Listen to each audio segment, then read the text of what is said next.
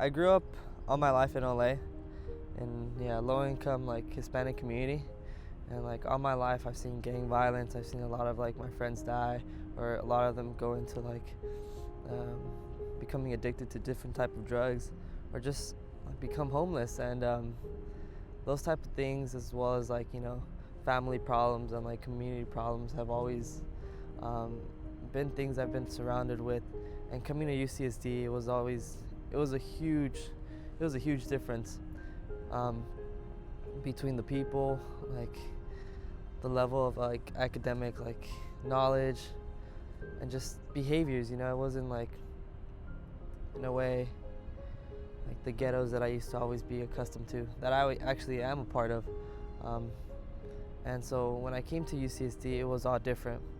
Yeah, from the way like I heard people speak, to the way I seen people carry themselves, and that was something that was like, something I didn't quite know. And being a minority now in this community, it was just difficult for me to see myself being accepted. From how I said, an academic standpoint, from like a personal standpoint, it just all became very difficult, as I transitioned here.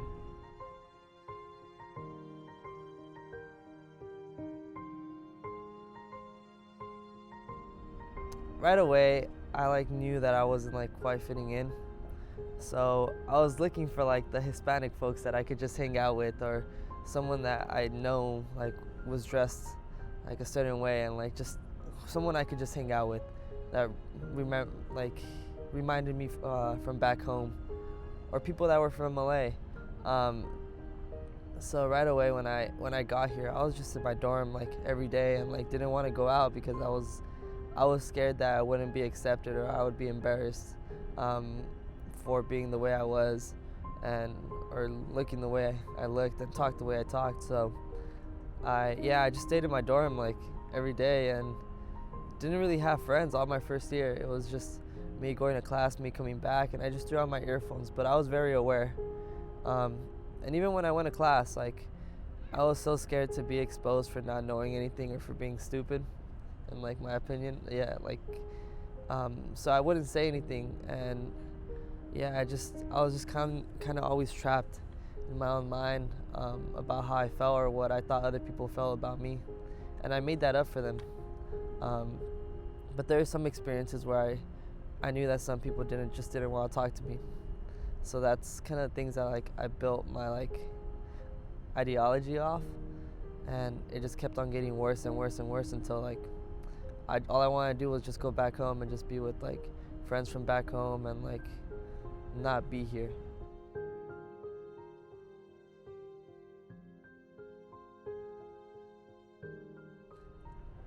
To be honest, it was just this relationship I had with myself that didn't necessarily start in college, but it just got worse here because I was in a different spot that was uncomfortable. But I've always had this belief that I kind of wasn't good enough, whether it was school, whether it was sports, whether it was like the relationships I had. I've always thought that I wasn't good enough. So going back to your question, it's just like when I came here, those feelings got even worse and worse and worse. Where like I would be in class and I wouldn't want to like participate in things like that because I didn't think what I had to offer was valuable. Or say, for example, friends that I would meet, I didn't want to tell them enough about myself because I didn't think that they or myself was deserving of friendship. So that started happening, and it just started seeping into every aspect of my life. But that first year experience, in a way, just puts you through like an uncomfortable position that either breaks you a little bit more and bends you, but it just shows you a lot about yourself. And that's kind of where I was at, where this relationship I had with myself, where I didn't quite like myself for who I was, it just started developing and being a lot more transparent, where I couldn't hide it anymore.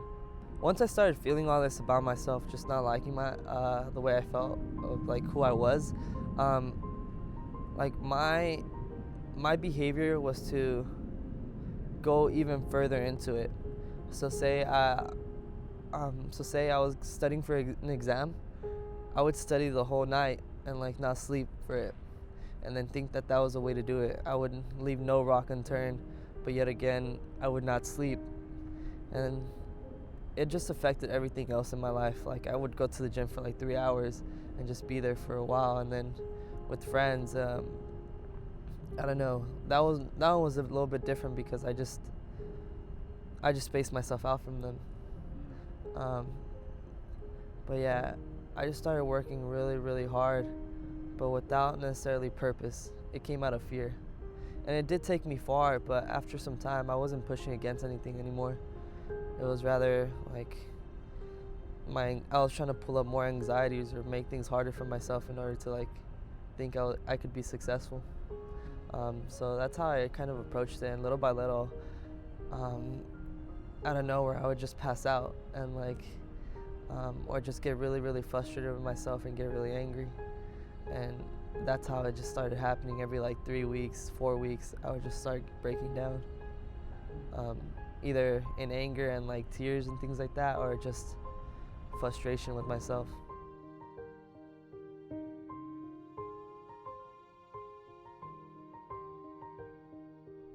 Well, even to this day, my trainer from back home, my weightlifting trainer, he's always supported me a lot, and he's probably at the time been one of the only ones that did that for me.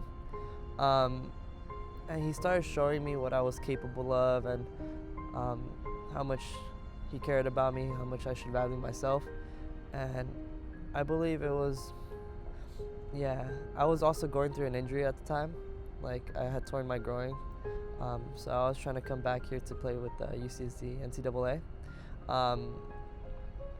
But after one of my medical procedures, when I woke up, I just finally decided to commit to myself.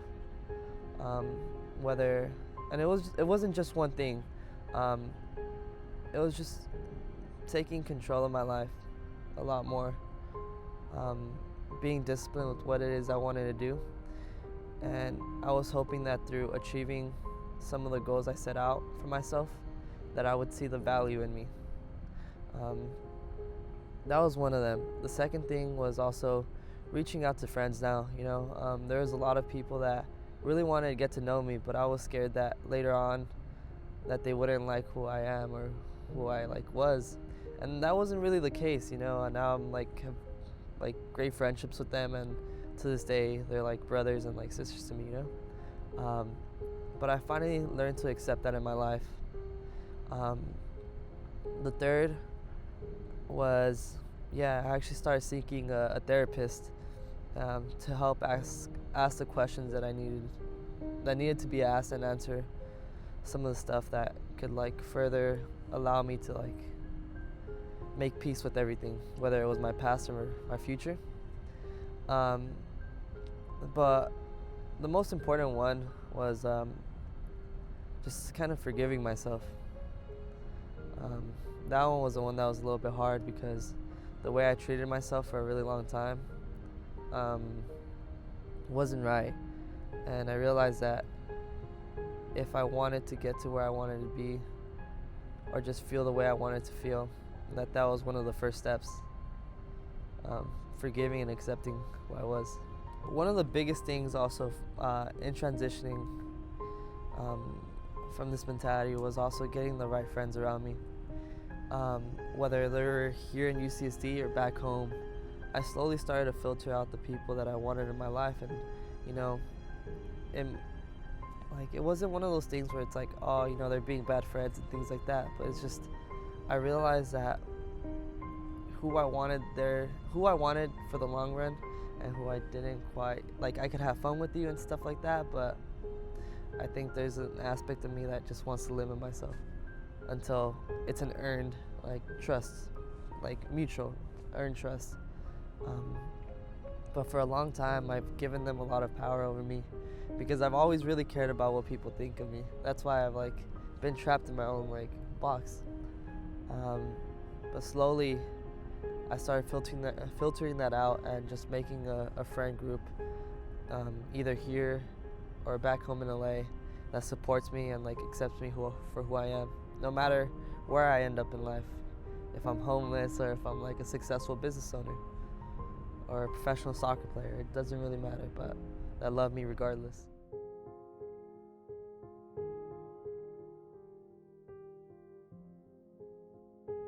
I definitely learned a lot, but some of the, I want to say 3 key takeaways that I've had have been, like, the first is if I do my best, then nothing else really matters. Of course the preparation has to be there and all, but yeah, I learned that I've always believed that if I work really hard, that everything should come my way, and that's not necessarily the case. You know, you could do your best and end up empty-handed 10 times, 20 times, you know, but it's just how much you're willing to keep on going and things like that, and make peace with the fact that you did your best and that's all you could have possibly done. So that was the first. The second was that I inherit this huge responsibility being first generation, a college student, that I'm responsible for setting the example to my family, to like my community, and to myself. And the third is that, and this one took a while because of everything else that has happened in my life, that I deserve good things to happen to me. And the moment that I stop allowing like my fears, my doubts, and like being inherently like attracted to negative things that happen to my life, once I let go of that, it was as if I took off like a huge backpack of rocks, and I could finally learn to appreciate the people around me and things around me. And from there, I'm kind of here right now, so I'll let you know how it goes with like the other stuff in the future. But it's one of those things where I'm here in this place now, and I know that other problems will come up later on in life, but I'll just take them as they come and just keep on going and learn to pick up some tools and drop others, or just put them in like my backpack.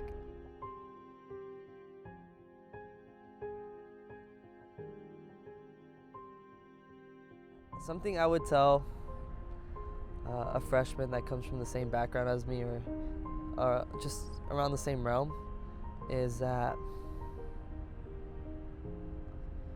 learn to find a doer for yourself, and try to figure out what it is you're passionate about, because I think that's where everything else becomes easier for you to understand. The second would just be to surround yourself with a good support group. Once you come to college, you're open to a lot of things, but if you don't have that safe space, it's like, what do you fall back to, you know? But the third is to definitely do your best, and that's all you can do. And I told her if she does all those 3 and just believes in herself, that things will fall into place slowly, and to not be worried so much about the future, but try to live a little bit more in the present.